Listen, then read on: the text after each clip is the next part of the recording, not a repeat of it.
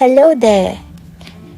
This is Debit Delicious, where I balance flavors and not ledgers. Let's cook. Sometimes you don't need motivation, bus chocolate જોઈએ. So today we are making soft Cadbury chocolate cake. એના માટે આપણે એક box cake મિક્સનો લીધો છે, oil તમારા ચોઈસનું, Greek યા natural yoghurt અને એક જગ ફોર વેટ ઇન્ગ્રીડિયન્ટ્સ. તો લેટ્સ સ્ટાર્ટ બેકિંગ.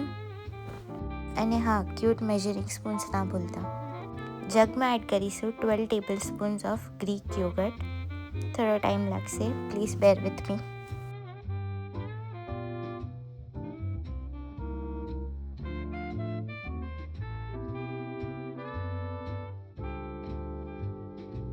એના ઉપર એડ કરીશું 100 ml ઓફ સનફ્લાવર ઓઇલ. તમે તમારા પસંદીદા ઓઇલ યુઝ કરી શકો છો. પછી એડ કરીશું 160 ml ઓફ મિલ્ક. હવે આ બધા લિક્વિડ્સને આપણે પ્રોપરલી ઇમલ્સિફાઈ કરી દઈશું, જ્યાં સુધી એ સ્મૂથ અને હેપી ન લાગે.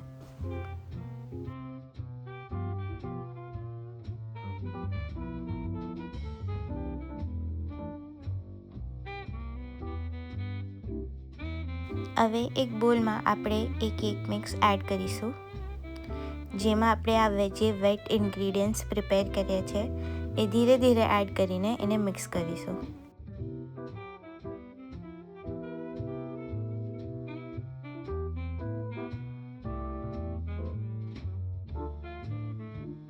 ઓવર મિક્સ નથી કરવાનું, જ્યાં સુધી બે ઇન્ગ્રીડિયન્ટ સાથે કમ્બાઈન ના થઈ જાય, બસ ત્યાં સુધી. બેકિંગ ડિશમાં પ્રોપરલી ગ્રીસ કરીને આ બેટર આપણે એડ કરી દઈશું અને એને ઉપરથી સ્મૂધ આઉટ કરી દઈશું.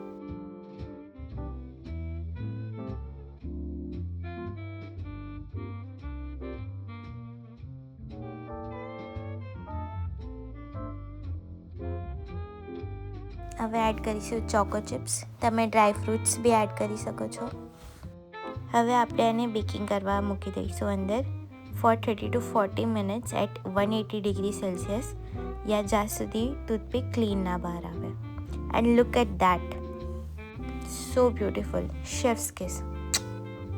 હવે લંડનમાં વિન્ટર્સ ચાલી રહ્યા છે, એટલે 3:40 સુધી સનલાઇટ હોય અને in under 20 minutes it's night.